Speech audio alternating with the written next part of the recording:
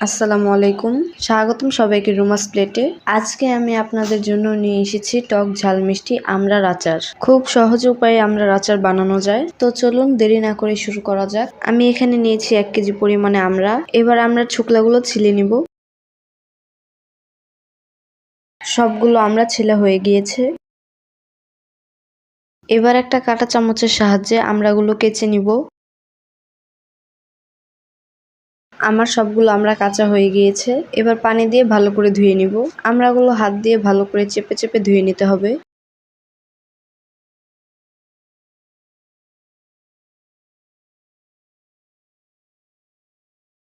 Pan গরম করে দিয়ে দিব 3 থেকে 4টা শুকনো মরিচ আর দিয়ে দিব 5 ফোড়ন।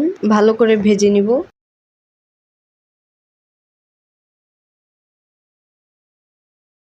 এবার আমড়াগুলো কিছুক্ষণ সিদ্ধ করে নিব।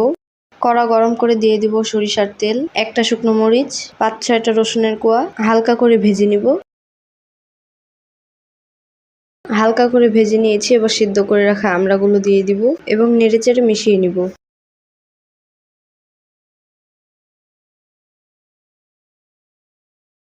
এবার দিয়ে দিব পরিমাণ মতো চিনি।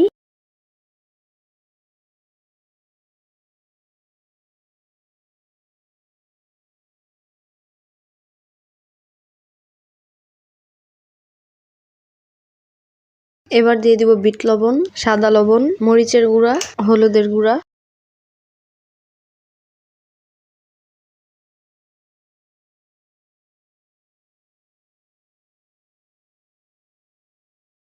সবার শেষে দিয়ে দিব ভাজা মশলার গুঁড়া।